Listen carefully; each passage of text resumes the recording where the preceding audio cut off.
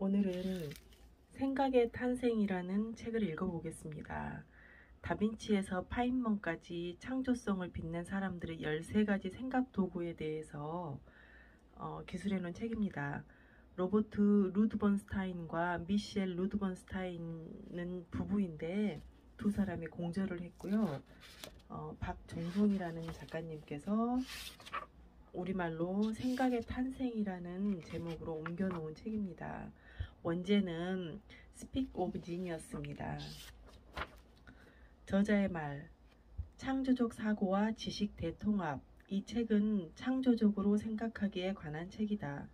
모든 분야에서 창조적 사고는 언어로 표현되기 전부터 나타나며 논리학이나 언어학 법칙이 작동하기 전에 감정과 직관, 이미지와 몸의 느낌을 통해 그 존재를 드러낸다.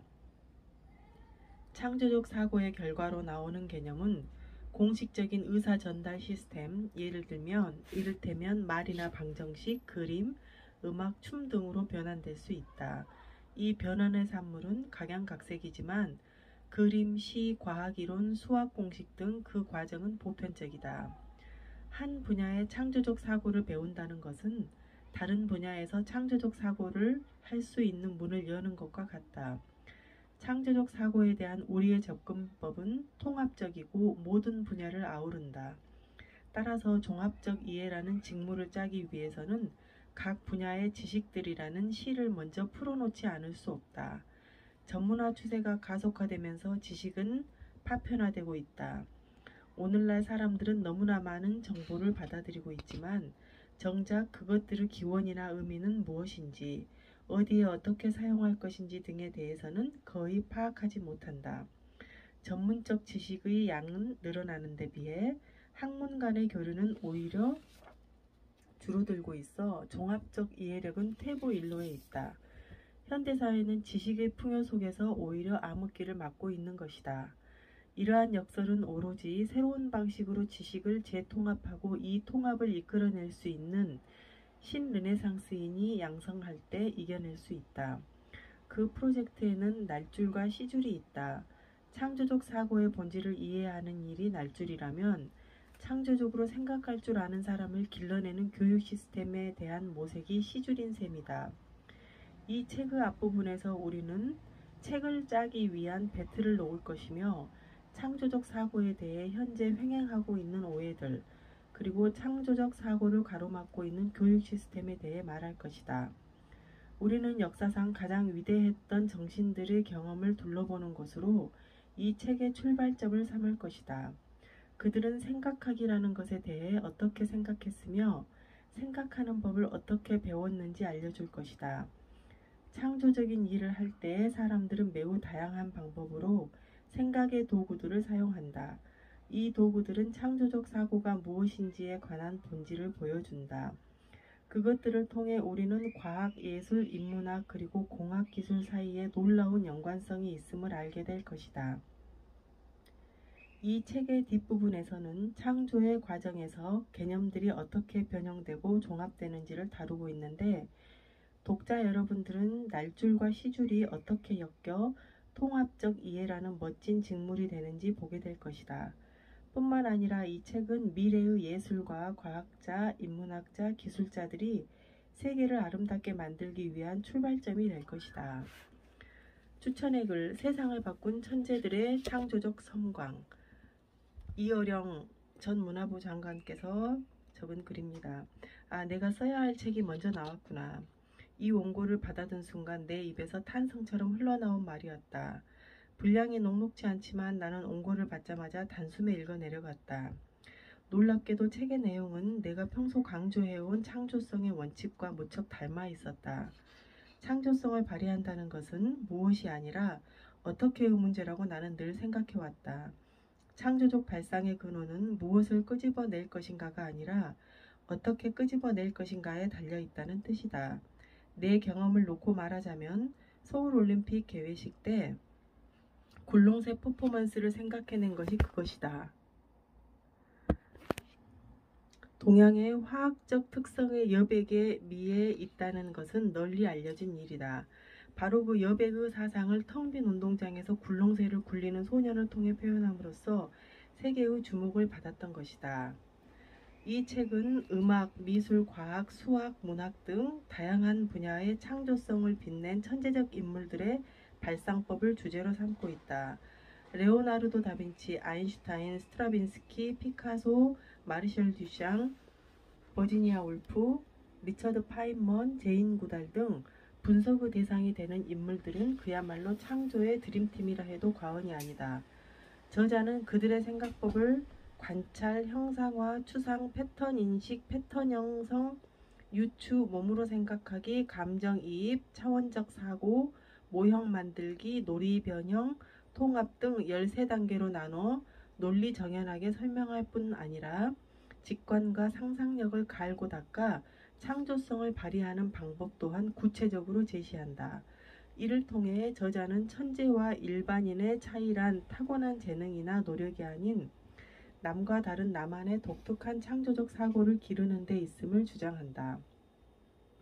예를 들어보자. 우리들 대부분은 음악을 듣고 그림을 본다. 하지만 창조적 천재들은 그림을 듣고 음악을 본다. 루치아노 파바로티는 피아노 앞에서 노래를 부르는 것보다 머릿속으로 음악을 그리는 경우가 더 많다고 한다. 청각적 형상화라는 것이다. 레오나르도 다빈치는 패턴 인식을 이용해 새로운 생각을 떠올리곤 했다. 그는 산과 강, 바위를 보며 전투 장면이나 기이한 얼굴을 연상하는 등 한 가지 형상에서 무한한 다양한 대상을 그려냈다. 그들은 마음의 눈으로 관찰하고 머릿속으로 형상을 그리며 모형을 만들고 유추하여 통합적 통찰을 얻었다. 이들의 창조적 사고가 없었다면 문학, 예술, 과학 등 모든 분야에서 오늘날과 같은 발전은 찾기 어려웠으리라. 그동안 우리는 정확한 답을 요구하는 교육 방식과 규범에 얽매인 전체주의 사고방식 속에서 창조적 사고를 하지 못하도록 제약을 받아왔다. 요즘 교과목 통합이라는 말이 유행처럼 번져나가고 있지만 진정한 통합 수업은 드문데다 모든 지식을 망라하고 아우를 수 있는 커리큘럼마저 전무하다시피 한 상태다. 그렇다면 우리는 어떻게 창조성을 길러야 할까? 최근 논술이 수험생과 학부모들 사이의 최대 관심사로 떠오르고 있지만 이는 책만 많이 읽는다고 해결되는 문제가 아니다. 중요한 것은 기존 지식을 어떻게 활용하고 통합해 혁신적인 새 지식을 창조하느냐이다. 21세기를 살아가는 지혜로서 나는 디지로그, 디지털 기반과 아날로그 정서가 융합되는 첨단 기술의 통합적 사상을 설파하였다.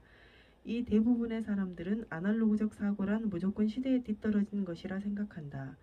하지만 우리가 낡았다고 버린 것이 디지털적인 것과 어울릴 때 창조의 성강을 일으키는 예는 많다.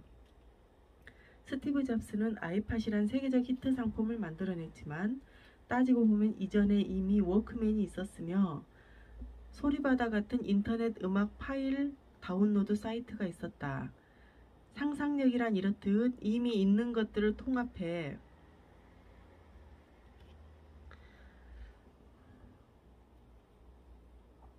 새 것으로 만들어내는 능력을 의미한다. 20세기가 전문가의 시대였다면 21세기는 통합의 시대다.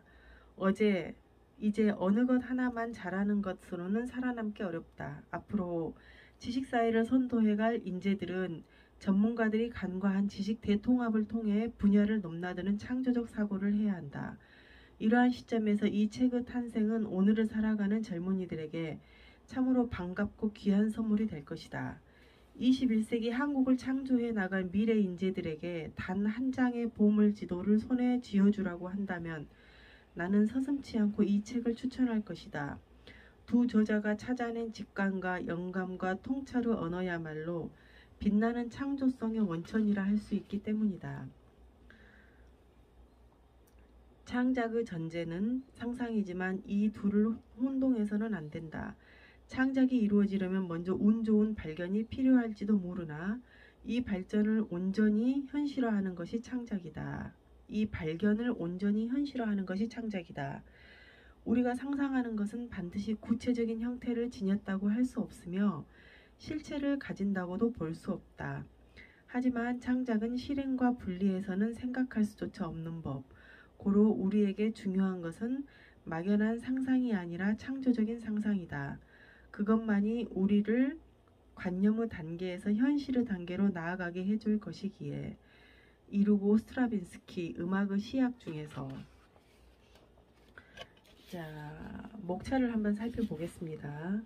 생각을 다시 생각하기, 상상력을 합습하는 13가지 도구, 생각도구 1 관찰, 생각도구 2 형상화, 생각도구 3 추상화, 생각도구 4 패턴 인식, 생각도구 5 패턴 형성, 생각도구 6 유추, 생각도구 7 몸으로 생각하기, 생각도구 8 감정이입, 생각도구 9 차원적 사고, 생각도구 10 모형 만들기, 생각도구 11 놀이, 생각도구 12 변형, 생각도구 13 통합, 전인을 길러내는 통합교육으로 마무리 짓고 있습니다.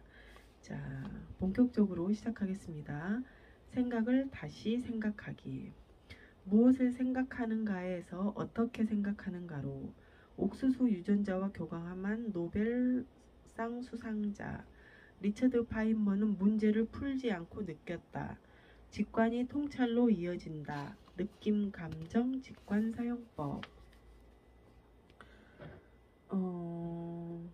어슐라 루긴, 아인슈타인, 바버라, 맥클린턴, 루이스 부르조아의 사진이 나와 있네요. 상상력과 직관력을 통해 창조의 통찰을 얻은 사람들. 소설가들은 말할 수 없는 것을 말로써 다룬다.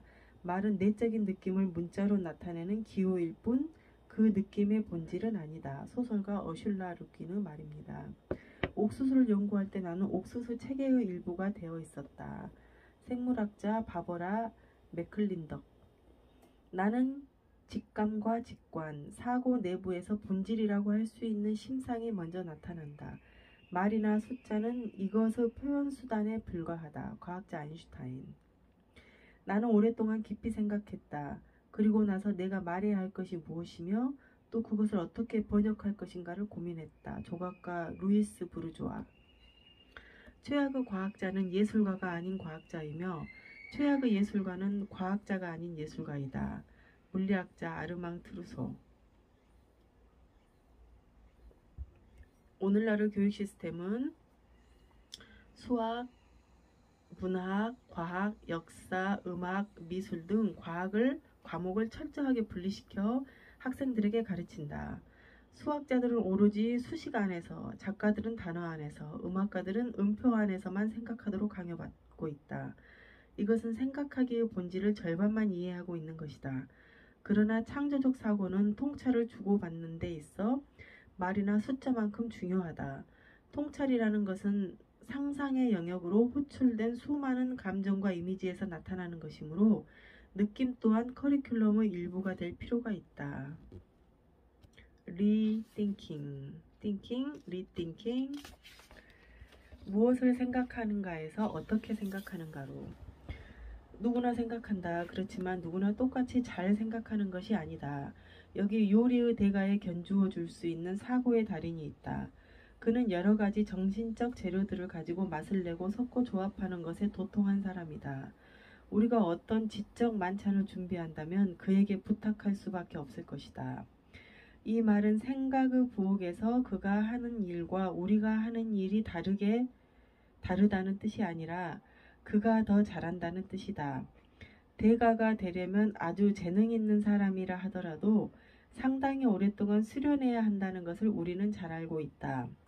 우리 역시 대가가 되고자 한다면 필요한 도구의 용법을 익히고 정신적 요리법을 배우며 실력을 키워나가야 한다. 그러나 이 과정은 우리에게 정신적 요리가 의미하는 것이 무엇인지 다시 생각해 볼 것을 요구한다. 그리고 이 다시 생각하기를 통해 정신적 요리법은 무엇을 생각하는가에서 어떻게 생각하는가로 초점이 옮겨진다. 정신적 요리는 마음의 부엌에서 시작된다. 거기서 개념들은 절여지고 졸여지고 살짝 튀겨지기도 하며 때로는 다져지고 구워지고 휘어져서 모양을 갖추게 된다. 마치 요리의 대가들이 어떤 재료는 조금만 뿌리고 어떤 재료는 듬뿍 넣는 등 변화무쌍한 동작으로 우리를 놀라게 하는 것처럼 창조적 상상의 부엌에서도 예기치 못했던 일들이 계속 일어난다. 대단한 아이디어들이 기상천외한 방법으로 솟아오르고 생각지도 못한 재료들과 섞이기도 한다. 요리법 자체만 들여다보아서는 완성된 요리가 어떨지 상상할 수 없다. 정신적 요리의 대가들은 요리가 어떤 맛일지 알아낼 수 있는 방법을 설명해주지 않는다. 그들은 가상으로 재료를 혼합한 것만 가지고도 어떤 맛이 나올지 직감으로 안다. 옥수수의 유전자와 교감한 노벨 수상자. 직감이란 쉽게 설명될 수 있는 것이 아니다. 훗날 유전학 분야에서 노벨상을 받은 바버라 맥클린덕이 젊은 시절 경험한 사례를 들어보자. 1930년 어느 날 그녀는 코넬 대학 주변의 옥수수 밭에서 동료 과학자들과 유전학 연구를 하고 있었다. 연구자들은 전체 옥수수의 절반 정도에서 열매를 맺지 못하는 꽃가루가 나올 것이라 예상했는데 실제로는 3분의 1 정도에서만 그 현상이 나타났다. 그 차이는 매우 중요한 것이어서 맥클린덕은 무척 혼란에 빠져 있었다. 그녀는 옥수수 밭을 떠나 언덕 위에 있는 연구실로 가면서 혼자 골똘히 생각하기 시작했다. 그러다가 30분 후 그녀는 펄쩍펄쩍 뛰며 옥수수 밭으로 달려 내려갔다. 유레카, 답을 알아냈어. 왜 불임 꽃가루가 30%밖에 안 되는지 알아냈다고. 흥분하는 그녀에게 동료들은 시큰둥하게 대꾸했다. 그럼 증명해봐. 그런데 정작 그녀의 머릿속에서는 이 깨달음을 어떻게 설명해야 할지 방법이 떠오르지 않았다. 수십 년 후 맥클린턱은 이렇게 회고했다. 문제를 풀다가 답이라고 할 만한 어떤 것이 갑자기 떠올랐다면 그것은 말로 설명하기 전에 이미 무의식 속에서 해답을 구한 경우다. 나에게 그런 일이 자주 일어났는데 그때마다 나는 그것이 정답이라는 것을 이미 알았다. 나의 확신은 절대적이었지만 말로 설명하질 않았다. 그럴 필요가 없었다. 그저 그게 답이라고 확신했을 뿐이었다. 안다는 것이 이처럼 모호하고 불분명한 방식으로 나타났기 때문에 본인들에게도 심각한 의문이 생겼다. 문제를 푸는 모든 과정은 눈 깜짝할 사이에 이루어졌다. 답이 떠오르는 순간 나는 달렸다. 그리고 나서야 하나씩 차근차근 설명하기 시작했는데 과정이 아주 복잡했다. 시간이 지나서야 나는 그 답을 어떻게 얻게 되었는지 알게 되었다. 나중에 도식을 가지고 풀자 답이 정확히 들어맞았다. 자, 그런데 나는 종이 위에 써보지도 않고 그걸 어떻게 알게 되었을까? 어떻게 해서 그토록 흥분하며 유레카 답을 알았어라고 자신있게 외칠 수 있었을까? 맥클린턱의 이러한 의문은 창조적 사고를 이해하는 데 있어서 가장 핵심이 되는 부분이다. 도련한 계시와 통찰은 어디서 오는 걸까? 어떻게 우리는 말하거나 그리거나 쓸 수 없는 것들을 아는 걸까? 우리는 어떻게 느낌을 말로, 감정을 숫자로 옮길 수 있는 걸까? 우리는 과연 창조적 상상이란 것을 이해할 수 있을까? 만일 그게 가능하다면 우리는 그것을 연습하고 훈련하고 가르치고 배울 수 있지 않을까? 철학자들과 심리학자들은 이런 문제들에 대해 수백 년 동안 끊임없이 숙고해왔다. 신경생물학자들은 뇌의 구조와 신경스냅스 간의 연결 구조에 대해 해답을 구하려고 애써왔다. 아직 완전한 답은 구해지지 않았다. 그런데 가운데 창조적 사고를 이해하는 데 필요한 통찰력을 제공하는 요소들은 과소평가가 되고 또 간과되고 있다. 탁월한 사색가, 창작가, 발명가들의 경험이 그것이다. 그들의 내적 경험들은 창조적 사고와 관련된 모든 의문을 풀어주기에 충분치 않지만 그 연구를 위한 중요하고 새로운 방법을 제시해 줄 수 있다. 무엇보다도 그들의 경험은 사고 자체에 대한 기존의 관념이 충분하지 않음을 말해주고 있다. 왜냐하면 기존 관념에는 언어로 표현할 수 없는 전 논리적 사고의 형태가 누락되어 있기 때문이다. 일례로 물리학자 알베르트 아인슈타인의 얘기를 들어보자. 대부분의 사람들은 아인슈타인이 물리학 문제를 푸는데 수학 공식과 숫자, 복잡한 이론과 논리를 동원했을 거라 생각한다. 실제로 하버드 대학의 심리학 교수인 하워드 가드너가 최근에 쓴 책 열정과 기질에서도 아인슈타인을 논리 수학적 사고의 전형으로 그리고 있다. 그러나 아인슈타인의 동료들은 그가 상대적으로 수학에 취해 있었으며 자신의 직업을 진척시키기 위해 자주 수학자들의 도움을 받아야 했다고 말한다. 실제로 아인슈타인은 친구들에게 보낸 편지에서 수학이 애먹인다고 걱정하지 말게. 나는 자네보다 훨씬 심각하다네 라고 썼다. 그가 동료인 자크 아다마르에게 털어놓은 대로라면 아인슈타인은 남다르게 강인한 정신력의 소유자였다고 볼 수 있다. 언어라는 것, 글로 된 것이건 말로 된 것이건 간에 언어는 나의 사고 과정에서 아무런 역할도 하지 못하는 것으로 보인다. 사고 과정의 필수적인 역할을 수행하는 심리적인 실체들은 일종의 중우들이거나 분명한 이미지들로서 자발적으로 재생산되고 결합되는 것들이다. 내 경우에 그 요소들이란 시각적이고 때로는 근육까지 갖춘 것들이다. 모종의 사고 실험에서 그는 자신의 빛의 속도로 이동하는 광자라고 생각했다. 자신을 빛의 속도로 이동하는 광자라고 생각했다.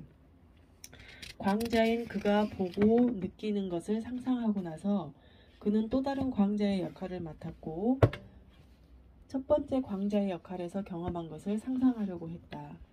아인슈타인이 심리학자인 막스 베르트하이머에게 설명한 바에 따르면 그는 이 시각적이고 근육질적인 사고가 자신을 어디로 데려갔는지 매우 어렴풋하게 이해했을 뿐이라고 했다. 이를 아인슈타인의 표현 그대로 말하자면 그 방향에 대한 느낌은 매우 표현하기 어려운 것이었다. 맥클린덕 역시 아인슈타인이 말한 광자 개념에 해당하는 유기체 느낌에 대해 말하고 있다. 옥수수의 염색체를 연구하면서 그녀는 밭에 있는 모든 옥수수 개체를 한 줄기 한 줄기 다 알고 있었다. 그래야만 옥수수를 진정으로 인식할 수 있었기 때문이다. 그녀는 이렇게 말했다. 옥수수를 연구할 때 나는 그것들을 외부에 있지 않았다. 나는 그 안에서 그 체계의 일부로 존재했다. 나는 염색체 내부도 볼 수 있었다. 실제로 모든 것이 그 안에 있었다. 놀랍게도 그것들은 내 친구처럼 느껴졌다. 옥수수를 바라보고 있으면 그것이 나 자신처럼 느껴졌다. 나는 종종 나 자신을 잊어버렸다. 가장 중요한 것은 바로 이것, 내가 나 자신을 잊어버렸다는 것이다. 리처드 파인머는 문제를 풀고 있지 않고 느꼈다. 직관인가 수학인가라고 발명가이자 SF 소설가인 아서 C. 클라크는 묻는다. 우리는 진리를 찾아내기 위해 모형을 사용하는가 아니면 진리를 알아낸 다음 이를 설명하기 위해 수학 공식을 가동하는가. 그에 대한 답은 이미 나와 있다. 후자다. 아인슈타인은 이를 다음처럼 설명했다. 직감과 직관. 사고 내부에서 본질이라고 할 수 있는 심상이 먼저 나타난다. 말이나 숫자는 이것의 표현수단에 불과하다. 이것은 수학이나 형식 논리학이 아닌 아인슈타인에게 부차적인 수단이었음을 말해준다. 기존의 말이나 다른 기호들, 추측컨대 수학적인 것들은 2차적인 것들이다. 심상이 먼저 나타나서 내가 그것을 마음대로 부릴 수 있게 된 다음에야 말이나 기호가 필요한 것이다. 그러면서 그는 과학자는 공식으로 사고하지 않는다고 말했다. 과학자들은 수학적 언어로 사고하지 않는다. 그러나 자신만의 직관적인 통찰을 객관적으로 납득할 수 있게 표현해야 한다. 맥클린턱은 이렇게 말했다. 과학적 방법으로 일을 한다는 것은 내가 직관적으로 알아낸 어떤 것을 과학의 틀 속에 집어넣는 것이다. 다른 과학자들도 직관적으로 깨달은 후에 논리적으로 표현하는 2단계 과정을 거친다고 말하며 맥클린턱의 의견에 동의한다. 물리학자인 리처드 파인먼 역시 수학은 우리가 본질이라고 이해한 것을 표현하는 형식일 뿐이지 이해의 내용이 아니다 라고 말하고 있다. 직관적으로 문제를 보고 느꼈던 그는 내가 문제를 푸는 과정을 보면 수학으로 해결하기 전에 어떤 그림 같은 것이 눈앞에 계속 나타나서 시간이 흐를수록 정교해졌다고 말한다. 제 생각에도 그래요. 아인슈타인이 예를 들어서 움직이는 기차 안에 있을 때 하고 기차 밖에서 움직이는 기차를 볼 때 하고 느끼는 속도감이 다를 것이라고 느꼈을 것 같아요. 그래서 그 전자 이온도 마찬가지로 그러리라고 생각을 했을 것이고, 그리고 그 우주의 그 공전의 속도 역시 다른 공전의 속도에 올라타 있는 사물 역시 다른 빛의 속도나 전자의 속도를 가졌으리라고 추측을 했을 것 같아요. 그래서 그런 어떤 그 감각적인 추측 속에서 그것을 수학적인 공식으로, 과학적인 공식으로 풀어내면서 상대성 원리를 E = mc의 제곱이라는 공식을 도출해내지 않았을까, 이런 생각을 한번 해봅니다. 과학자들이 다른 사람들보다 논리적으로 생각한다는 일반적인 인식은 과장된 것이다. 창조적으로 생각한다는 것은 첫째, 느낀다는 것이다. 이해하려는 욕구는 반드시 감각적이고 정서적인 느낌과 한데 어우러져야 하고 지성과 통합되어야 한다. 그래야만 상상력 넘치는 통찰을 낳을 수 있다. 실제로 생각과 감정, 느낌 사이의 연관은 데카르트의 오류라는 책의 주제이기도 하다.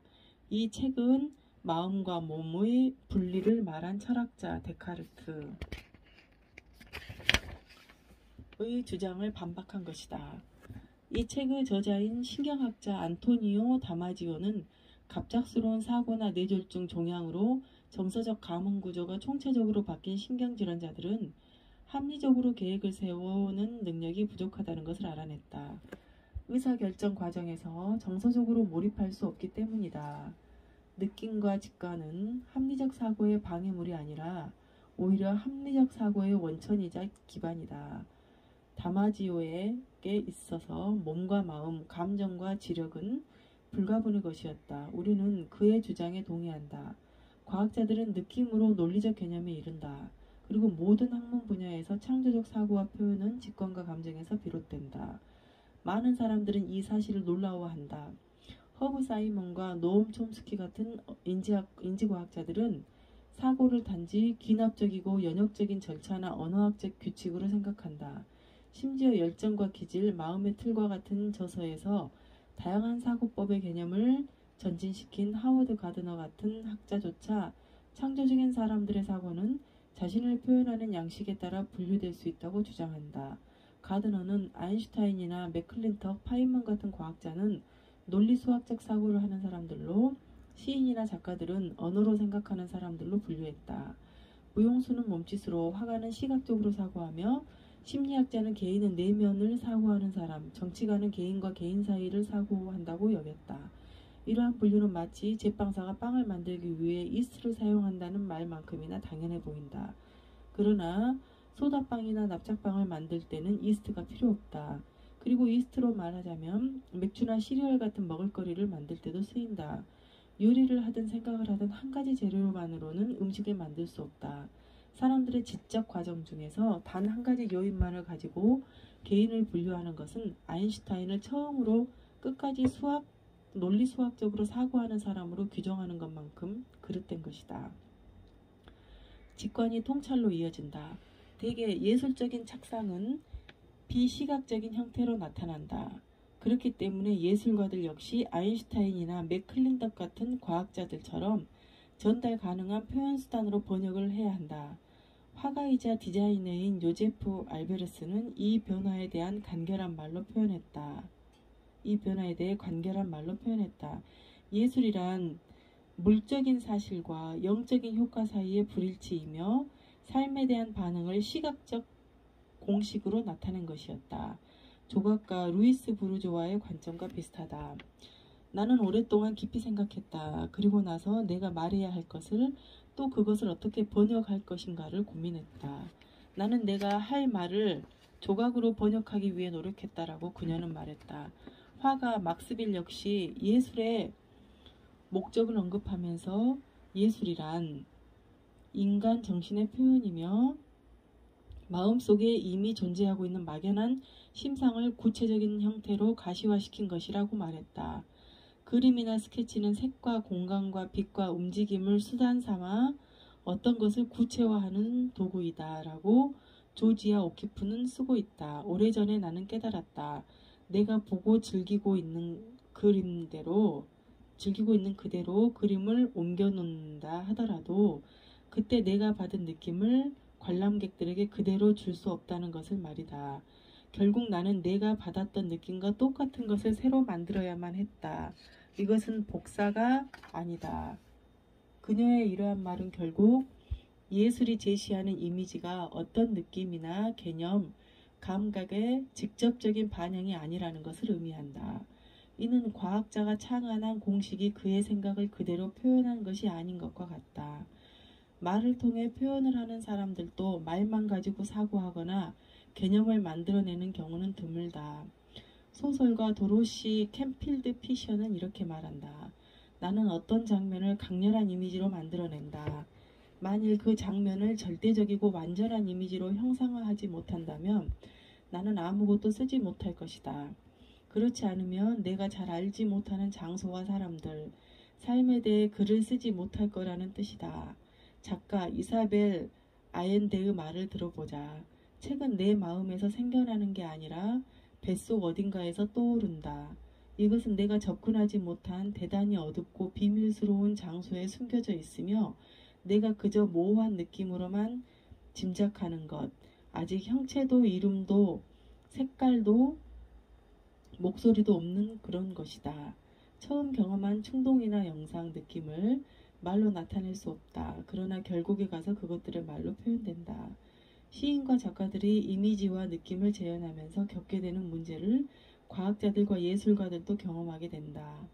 내적인 느낌을 다른 사람들이 받아들일 수 있는 외적인 언어로 변환해낼 수 있을까 하는 문제가 그것이다. SF 소설가인 어슐라 루기는 소설가들이 이런 변환을 시도할 때 나타나는 아이러니를 지적하고 있다. 소설가들은 말할 수 없는 것을 말로써 다룬다. 그런데 그들의 전달 매체는 소설이다. 소설은 말로 만드는 것이다. 그래서 말은 역설적으로 사용된다. 왜냐하면 말에는 기호 언어적 용법과 함께 상징적 혹은 은유적 용법이 있기 때문이다. 즉 말은 내적인 느낌을 문자로 꾸밈없이 나타내는 것이면서 동시에 표현을 하는 기호일 뿐 그 느낌의 본질이 아니라는 것이다. 또한 말은 이해를 위한 표현 수단이지 느낌의 구현이 아니다. 그래서 문학 비평가 스티븐 스펜더는 말로 표현하지 않는 단지 암시된 어떤 것을 단어로 가지고 나타내려는 시도야말로 시가 행하는 무시무시한 도전이라고 말한다. 내가 쓰고 싶은 시를 설명하는 것은 참으로 쉬운 일이다. 그러나 막상 시를 쓰는 것은 대단히 어려운 일이다. 쓴다는 것은 추상적으로 다가오는 내적인 느낌을 심상으로 만들어 이를 체험해야 한다는 말일 텐데 그런 노력이야말로 일생에 걸쳐 얼마나 큰 인내와 관찰을 요구하고 있는가. 이미지의 논리, 심상의 체험, 상상하는 삶이 요구하는 인내와 관찰, 이런 말들을 스타니슬라브 올람의 영어를 빌어 표현하자면 초논리가 보다 적절한 이름일 것이다. 이것들은 아무것도 증명할 수 없다. 그것은 새로운 생각과 개념을 발생시킬 뿐 그것들의 타당성이나 유용성을 보장하지 않는다. 이런 종류의 사고는 아직 제대로 연구된 바 없다. 그저 공식적인 의사소통 언어라기보다는 비언어적이고 비수학적이며 비기호적이라는 정도만 알려져 있다. 이런 상태에서 우리가 이 책을 통해 도전하려는 것은 느낌과 이미지와 감정의 초논리를 이해하고 설명하는 일이다. 만약 올람의 말이 옳다면 그 결과는 수천 년 전에 아리스토텔레스가 체계화한 상징 논리학만큼이나 혁명적이고 근본적인 것이 될 것이다. 실제로 초논리는 아리스토텔레스의 논리학이 적용되는 밖으로 분명히 드러나 있는 생각의 기원과 특질을 설명해 줄 것이다. 그런 초논리에 대해 현재 가장 근접한 개념은 직관이다. 아인슈타인은 오직 직관만이 교감을 통하여 통찰력으로 이어질 수 있다. 연구의 성과는 면밀한 의도나 계획에서 오는 것이 아니라 자생으로부터 바로 나온다라고 말했다. 물리학자인 막스 플랑크는 이를 다음과 같이 표현한다. 과학자에게는 예술적인 상상력이 필요하다. 실로 과학자와 예술가는 친척관계라고 해도 무방한데 왜냐하면 그들의 통찰은 느낌과 직관의 영역에서 발생하여 동일한 창조적 경로를 거쳐 의식 속에서 출현하기 때문이다. 느낌, 감정, 직관의 사용법, 소위 창조적인 작업을 할 때 과학자나 수학자, 예술가, 과학들은 우리가 생각을 위한 도구라고 부르는 공통된 연장을 사용한다. 이 도구들 속에는 정서적 느낌, 시각적 이미지, 몸의 감각, 재현 가능한 패턴, 유추 등이 포함된다.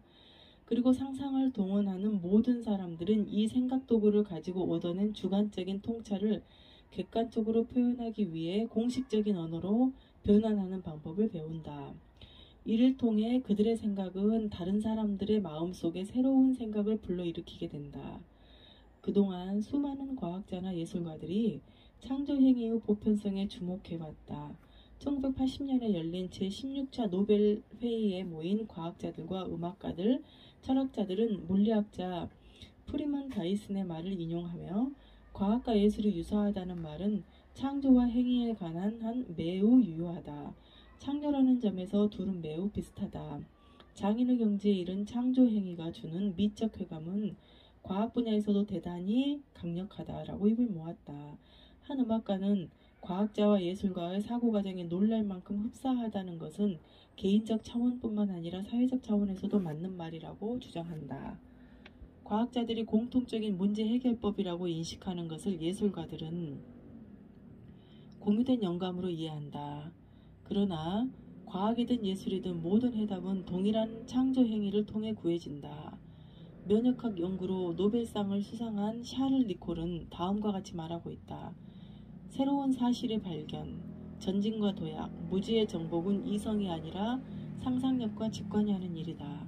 그런데 상상력이나 직관은 예술가나 시인들과도 밀접한 관련을 맺고 있다. 현실로 이루어지는 꿈과 무언가를 창조할 듯한 꿈은 같은 것이다. 프랑스의 물리학자 아르망 투르소도 이 말에 동의한다. 모든 과학은 예술에 닿아 있다. 모든 예술에는 과학적인 측면이 있다. 최악의 과학자는 예술가가 아닌 과학자이며 최악의 예술가는 과학자가 아닌 예술가이다. 그동안 우리가 창조 과정에서 보편성에 주목해왔다고는 하지만 그 주목이 보편적이었던 것은 아니다. 직관적인 생각 도구가 학문에 공통적으로 사용될 수 있음을 알고 있는 사람은 많지가 않다. 근시안적인 인식과 태도는 철학자들이나 심리학자들뿐만 아니라 교육자들에게도 나타난다. 유치원에서 대학원에 이르기까지 모든 교육 단계의 커리큘럼이 과정이 아닌 결과에 의해 규정되어 어떻게 여러 과목으로 나뉘고 있는지 보라. 교육의 시작 단계에서부터 학생들은 문학, 수학, 과학, 역사, 음악, 미술 등으로 분리된 과목을 공부한다. 마치 그 과목이란 것이 본질적으로 별개의 것이라고 상호 배타적이기라도 한 것처럼 말이다. 요즘 유행하는 교과목 통합이라는 거창한 구호에도 불구하고 진정한 통합 속은 드물뿐 아니라 모든 지식을 망라하고 아우를 수 있는 커리큘럼은 아예 생각조차 되지 않고 있다. 더구나 가장 중요하다고 할 수 있는 한 학문과 다른 학문을 엮어줄 수 있는 직관적인 생각 도구는 철저히 무시되고 있다. 수학자들은 오로지 수식 안에서, 작가들은 단어 안에서, 음악가들은 음표 안에서만 생각해야 하는 것이다. 각 학교와 대학들은 필요한 재료의 절반만을 사용하는 요리법을 고집하고 있다. 생각하기의 본질을 절반만 이해하기 때문에 교사들은 가르치는 방법의 절반만 이해하고 학생들은 배우는 방법의 절반만 이해하게 되는 것이다. 분리된 과목과 공식 언어 체계에만 기반을 둔 현행 교육이야말로 창조적 사고 과정이라는 대단히 중요한 부분을 빠뜨리고 있는 주범임이 분명하다. 교사들은 학생들에게 수학적이고 통사적 논리를 가르치면서도 느낌과 직관의 초논리는 무시한다. 우리는 말과 숫자를 통해 배우고 평가받아 왔으며 또 그것을 통해 사고하는 것은 불변의 전제로 받아들인다. 그렇지만 학교 교육에 대한 이런 잘못된 생각이 더 이상 커져서는 안 된다. 그렇기 때문에 창조적 사고라는 직관적 방언을 이해하고 설명하는 것은 매우 중요하다. 이 방언은 서로 통찰을 주고받는 데 있어서 말이나 숫자만큼 중요하다. 본래 통찰이라는 것은 상상의 영역으로 호출되는 수많은 감정과 이미지 속에서 태어나는 게 아닌가. 따라서 느낌도 필히 커리큘럼의 일부가 되어야 한다. 학생들은 몸으로 느껴지는 것에 대해 어떻게 주목하고 그 느낌을 발전시키며 사용해야 하는지 반드시 배워야 한다. 다행히 의학을 비롯한 다양한 학문 분야에서 학문적 사고의 기반으로 직관의 중요성을 재인식하기 시작했다. 우리가 창조적 상상력의 기반이 되는 느낌과 감정과 직관의 사용법을 배워야 하는 것은 절대적인 명령과 같다. 그것이 정신적 요리 혹은 교육의 요체이다. 일단 오늘 읽었습니다. 잠시 쉬겠습니다.